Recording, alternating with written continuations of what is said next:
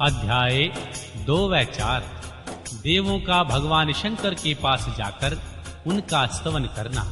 भगवान शंकर के त्रिपुर वध के लिए उदत न होने पर श्री ब्रह्मा और भगवान विष्णु का उन्हें समझाना।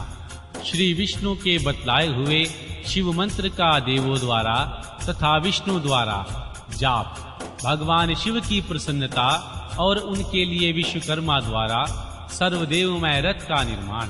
श्री व्यास जी ने पूछा, हे सनत कुमार की, जब भाइयों तथा पूर्वा निवासियों सहित उस दैत्य राज की बुद्धि विशेष रूप से मोहछन हो गई, तब उनके बाद कौन सी घटना घटी? विभो, वह सारा वृतांत वर्णन कीजिए।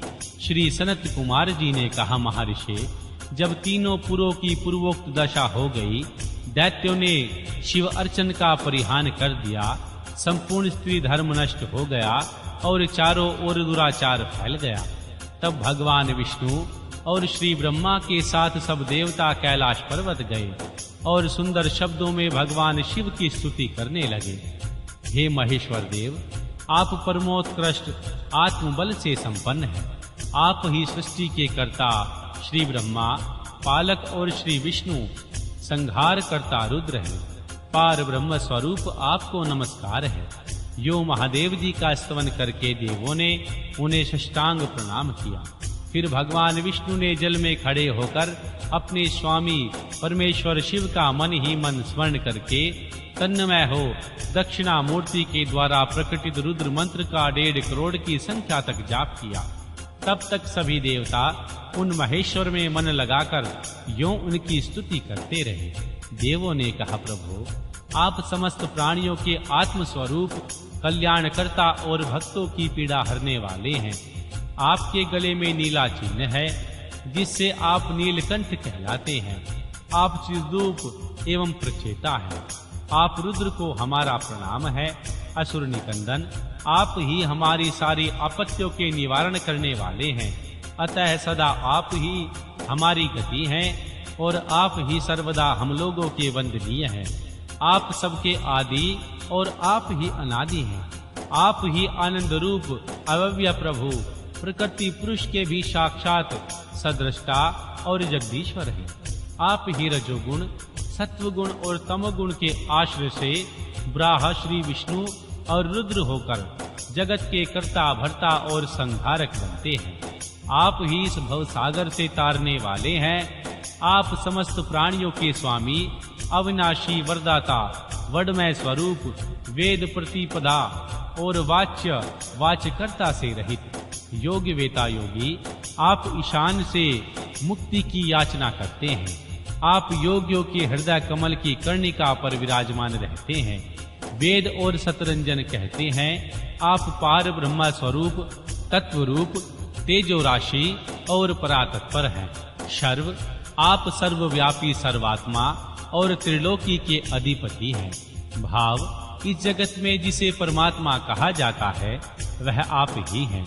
जगत गुरु, इस जगत में जिसे देखने, सुनने, स्तवन करने तथा जानने योग्य बताया जाता है और जो अणु से भी सूक्ष्म तथा महान से भी महान है, वह आप ही हैं। आप चारों ओर हाथ फैलाकर नेत्र, सिर, मुख, कान और नाक वाले हैं। अतः आपको चारों ओर से नमस्कार है। सर्वव्यापिन, आप सर्वज्ञ, सर्वेश्वर, अनावरत और विश्वरूप हैं। आप विरूपाक्ष को सब ओर से अभिवादन है। आप सर्वेश्वर, भावाध्यक्ष, सत्यमय, कल्याणकर्ता, अनुपमय और करोड़ों सूर्यों के समान प्रभावशाली हैं। आपको हम चारों ओर से दंडवत प्रणाम करते हैं।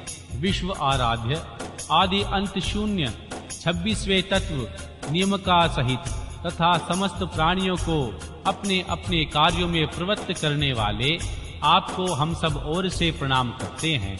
आप प्रकृति के भी प्रवर्तक हैं, सबके प्रपिता महा और समस्त शरीरों में व्याप्त हैं। आप परमेश्वर को हमारा नमस्कार है। श्रुतियों तथा श्रुति तत्व के ज्ञाता विज्ञानन, आपको वरदायक, समस्त भूतों में निवास करने वाला, स्वयंभू और भूतित्वज्ञ बतलाते हैं। नाथ, आपने जगत में अनेकों वैसे कार्य किए हैं जो हमारी समझ से परे हैं। इसीलिए देवता, असुर, ब्राह्मण और अनन्य स्थावर जगम भी आपकी ही स्तुति करते हैं। हे शंभो, त्रिपुरवासी दैत्यों ने हमें प्राय नष्ट सा कर डाला है, अतः आप शीघ्र ही उन असुरों का विनाश करके हमारी रक्षा कीजिए, क्योंकि देववल्लभ हम देवों के एकमात्र आप ही गति हैं। परमेश्वर, इस समय वे आपकी माया से मोहित हो गए हैं, अतः प्रभु वे भगवान विष्णु द्वारा बताई हुई युक्ति के चक्र में फंसकर सारा धर्म कर्म खो बैठे हैं। भक्त वत्सल, हमारे सौभाग्यवश इस समय उन दैत्यों से संपूर्ण धर्मों का परित्याग करा दिया है और नास्तिक शास्त्र का आश्रय ले रखा है। शरणदाता, आप सदा से देवताओं का कार्य करते आए हैं, इसलिए आज भी हम लोग आपके शरणागत हुए। आपकी जैसी इच्छा हो वैसा कीजिए। श्री सनत कुमार जी कहते हैं, मुनीश्वर, इस प्रकार महेश्वर का स्तवन करके देवगण दीन भाव से अंजलि बांधकर सामने खड़े हो गए। उस समय उनके मस्तक झुके हुए थे। इस प्रकार सुरेंद्र आदि देवताओं ने महेश्वर की स्तुति की। श्री विष्णु ने ईशान संबंधी मंत्र का जाप किया। तब सर्वेश्वर भगवान शिव प्रसन्न हो गए और वृष पर सवार हो वहीं प्रकट हो गए। उस समय पार्वती पति भगवान शिव का मन प्रसन्न था।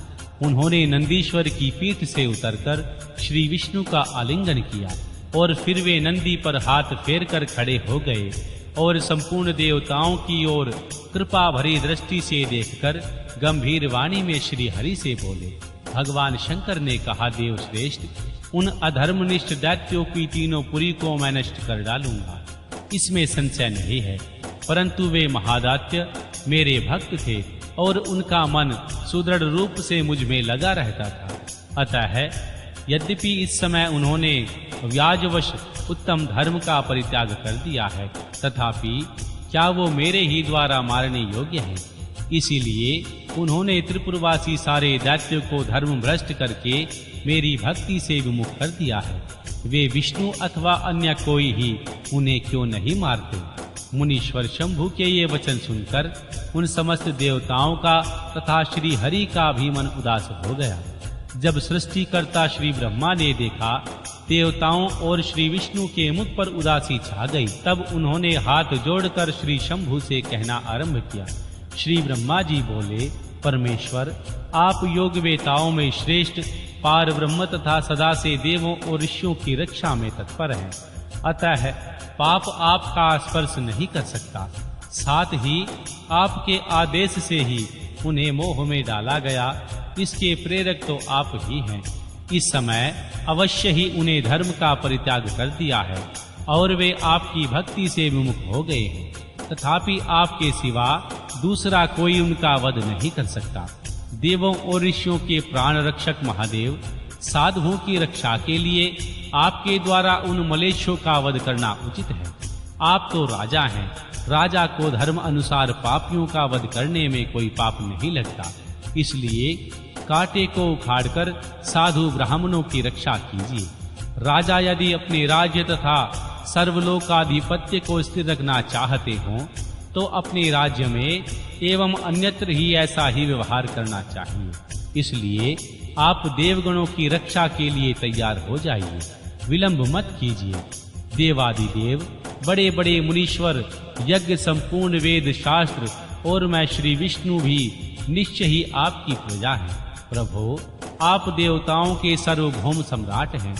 ये श्री हरि आदि देवगण तथा सारा जगत आपका ही कुटुंब है। अजन्मादेव, यदि श्री हरि आपके युवराज हैं और मैं श्री ब्रह्मा आपका पुरोहित हूँ तथा आपकी आज्ञा का पालन करने वाले शक्र कार्य संभालने वाले मंत्री हैं। सर्वेश, अन्य देवता भी आपके शासन के निमंत्रण में रहकर सदा अपने अपने कार्य में तत्पर रहते हैं। ये बात बिल्कुल सत्य है। श्री सनत कुमार जी कहते हैं, व्यास जी श्री ब्रह्मा की यह बात सुनकर सुरपालक परमेश्वर भगवान शिव का मन प्रसन्न हो गया। उन्होंने श्री ब्रह्मा जी से कहा, भगवान शंकर बोले, ब्राह्मण, यदि आप मुझे देवताओं का सम्राट बतला रहे हैं तो मेरे पास उस पद के योग्य कोई ऐसी सामग्री तो है ही नहीं जिससे मैं उस पद को ग्रहण कर सकूं, क्योंकि न तो मेरे पास कोई महान दिव्य रथ है, न उनके उपयुक्त सारथी हैं, और न संग्राम में विजय दिलाने वाले वैसे धनुष बाण भी हैं, जिन्हें लेकर मैं मनोयोग पूर्वक संग्राम में उन प्रबल दैत्यों का वध कर सकूं। यो कहकर वो चुप हो गए। परंतु शिव जी को शीघ्र प्रस्तुत होते ना देख समस्त देवता, कश्यप आदि ऋषि अत्यंत व्याकुल तथा दुखी हो गए। तब भगवान श्री हरि ने उनसे कहा। भगवान विष्णु बोले, देवों तथा मुनियों, तुम लोग क्यों दुखी हो रहे हो? तुम्हें अपने सारे दुख का परित्याग करना चाहिए। अब तुम सब लोग आदर पूर्वक मेरी बात सुनो। देवगण, तुम ही लोग विचार करो, महान पुरुषों की आराधना सुखाद्य नहीं होती। मैंने ऐसा सुना है कि मद्राधन में पहले महान कष्ट झेलना पड़ता है, पीछे भक्त की दृढ़ता देखकर इष्टदेव अवश्य प्रसन्न होते हैं। परंतु शिव तो समस्त गणों के अध्यक्ष तथा परमेश्वर हैं, ये तो आशुतोष ही ठहरे। अतः पहले ओम का उच्चारण करके फिर नमः का प्रयोग करें, फिर शिवाय 2 बार कह दो, शुभम का उच्चारण करें, इसके बाद 2 बार कुरु का प्रयोग करके फिर शिवाय नमः ओम जोड़ दें। ऐसा करने से ओम नमः शिवाय शुभ शुभ कुरु कुरु शिवाय ओम नमः यह मंत्र बनता है। बुद्धि विशारदो, यदि तुम लोग भगवान शिव की प्रसन्नता के लिए इस मंत्र का पुनः 1 करोड़ जाप करोगे तो भगवान शंकर अवश्य तुम्हारा कार्य पूर्ण करेंगे। मुने, प्रभावशाली श्री हरि ने जब यो कहा, तब सभी देवता पुनः शिव आराधना में लग गए। तत्पश्चात श्री हरि भी देवों तथा मुनियों के कार्य की सिद्धि के लिए शिव में मन लगाकर विशेष रूप से विधि पूर्वक जाप में तत्पर हो गए। मुनि श्रेष्ठ, इधर देवगण धैर्य संपन्न हो बारंबार भगवान शिव उच्चारण कर रहे थे। 1 करोड़ जाप करके सामने खड़े हो गए। इसी समय स्वयं साक्षात भगवान शिव पूर्वोक्त रूप धारण करके प्रकट हो गए और यो कहने लगे। श्री शिव जी बोले, हरे ब्राह्मण, देवगण तथा उत्तम व्रत का पालन करने वाले मुनियों, मैं तुम लोगों के इस जाप से प्रसन्न हो गया हूँ।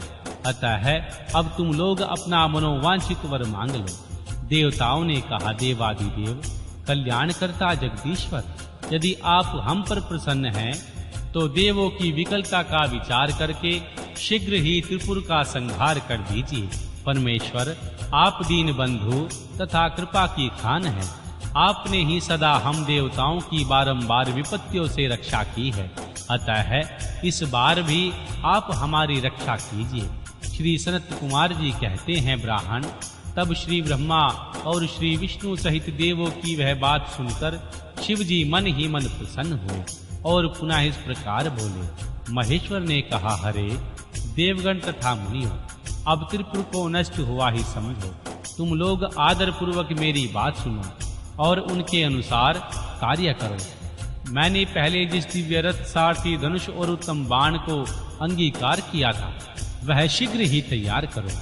श्री विष्णु तथा विधे, निश्चय ही तुम दोनों त्रिलोकी के अधिपति हो, इसलिए तुम्हें चाहिए मेरे लिए प्रयत्न पूर्वक सम्राट के योग्य सारा उपकरण प्रस्तुत कर दो। तुम दोनों सृष्टि के सृजन और पालन कार्य में नियुक्त हो। अतः त्रिपुर को नष्ट हुआ समझकर देवताओं की सहायता के लिए यह कार्य अवश्य करो।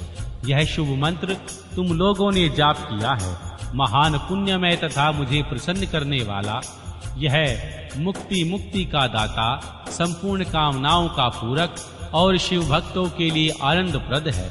यह सर्वांग कामी पुरुषों के लिए धन, यश और आयु की वृद्धि करने वाला है।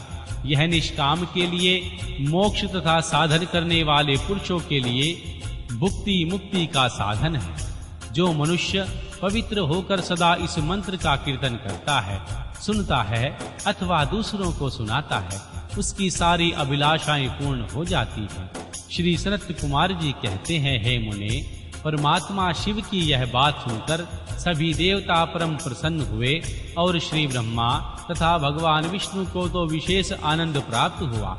इस समय विश्वकर्मा ने भगवान शिव के लिए आज्ञानुसार विश्व के हित के लिए एक सर्वदेवमय तथा परम शोभन दिव्य रथ का निर्माण किया। अध्याय 6 व 7। सर्वदेवमय रथ का वर्णन। भगवान शिव का उस रथ पर चढ़कर युद्ध के लिए प्रस्थान, उनका पशुपति नाम पड़ने का कारण, भगवान शिव द्वारा श्री गणेश का पूजन और त्रिपुर दाह, मैं दानव का त्रिपुर से जीवित बचकर निकलना। श्री व्यास जी ने कहा, शैव प्रवर श्री सनत कुमार जी, आपकी बुद्धि बड़ी उत्तम है, आप सर्वज्ञ हैं। तात आपने परमेश्वर शिव की जो कथा सुनाई है वह अत्यंत अद्भुत है। अब बुद्धिमान विश्वकर्मा ने भगवान शिव के लिए जिस देवमय एवं परमोत्कृष्ट दिव्य रथ का निर्माण किया था उसका वर्णन कीजिए। श्री सूत जी कहते हैं, मुने, व्यास जी की यह बात सुनकर मुनीश्वर श्री सनत कुमार शिव जी के चरण कमलों का स्मरण करके बोले। श्री सनत कुमार जी ने कहा, महाबुद्धिमान मुनीश्वर व्यास जी, मैं शिव जी के पाद पगों का स्मरण करके अपनी बुद्धि के अनुसार रथ की निर्माण कथा का वर्णन करता हूँ, सुनो।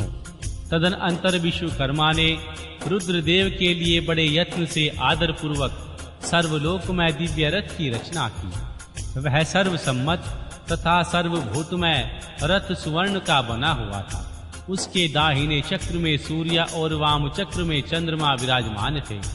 दाहिने चक्र में 12 आरे लगे हुए थे, जिसमें 12 सूर्यों प्रतिष्ठित थे, और बायां पहिया 16 आरों से युक्त था, जिसमें चंद्रमा की 16 कलाई विराजमान थी।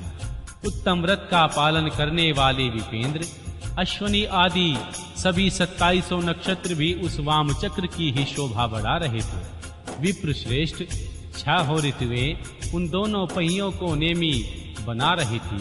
अंतरिक्ष रथ का अग्रभाग बना हुआ था और मंदराचल ने रथ की बैठक का प्रथम स्थान ग्रहण किया।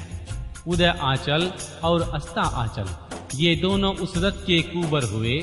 महामेरु अधिष्ठान हुआ और शखा पर्वत उसके आश्रय स्थान हुए।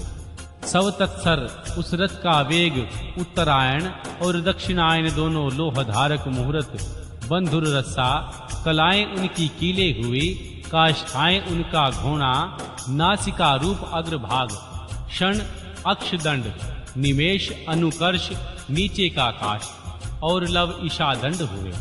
क्षुलोक इस रथ का वारुथ ऊपरी पर्दा तथा स्वर्ग और मोक्ष ध्वजाएं आभ्रमों, ऐरावत की पत्नी और कामधेनु जुए के अंतिम छोर पर स्थित हुए। अव्यक्त प्रकृति उनका ईशादंड, बुद्धि, नाडवल, अहंकार, कोना और 5 महाभूत उनका बल थे। मुनि श्रेष्ठ इंद्रियां उसे चारों ओर से विभूषित कर रही थी और श्रद्धा उस रथ की चाल थी। उस समय वेदों के 6 अंग ही उसके भूषण और पुराण, अन्य मीमांसा तथा धर्मशास्त्र उपभूषण हुए। संपूर्ण शुभ लक्षणों से युक्त बल संपन्न श्रेष्ठ मंत्र घंटा के स्थानापन्न हुए और वर्ण तथा आश्रम उसके पाद बने। सहस्त्र फाणों से सुशोभित शेषनाग बंधन रज्जु हुए और दिशाएं तथा उपदिशाएं उनके पाद बनी। पुष्कर आदि अतिथि तीर्थों ने रत्न जड़ित स्वर्णमय पताकाओं का स्थान ग्रहण किया और समुद्र उस रथ के आच्छादन वस्त्र बने। गंगा आदि सभी श्रेष्ठ सरिताओं ने सुंदरी स्त्रियों का रूप धारण किया और समस्त आभूषणों से विभूषित हो, हाथ से चवरले यत्र तत्र स्थित हो, वे रथ की शोभा बढ़ाने लगी। आवाह आदि 7 वायुओं ने स्वर्णमय उत्तम सोपान का काम संभाला। लोकालोक पर्वत, उनके चारों ओर का उपसोपान और मानस आदि सरोवर उनके सुंदर बाहरी विषम स्थान हुए। सारे वर्षाचल उनके चारों ओर के पाश बने और नीचे के लोकों के निवासी उस रथ का तालभाग हुए। देवादि देव भगवान ब्रह्मा लगाम पकड़ने वाले सारथी हुए और ब्राहदैवैत ओमकार उन ब्रह्मदेव का चाबुक हुआ। आकार ने विशाल छत्र का रूप धारण किया। मंदराचल पश्रुभाग का दंड हुआ। शैलराज हिमालय धनुष और सोमनागराज शेष उनकी प्रतिंचा बने। श्रुति रूपणी सरस्वती देवी उस धनुष की घंटा हुई और महातेजस्वी विष्णु बाण तथा अग्नि बाण के नोक बने। मुने चारों वेद उस रथ में जुतने वाले 4 घोड़े कहे गए।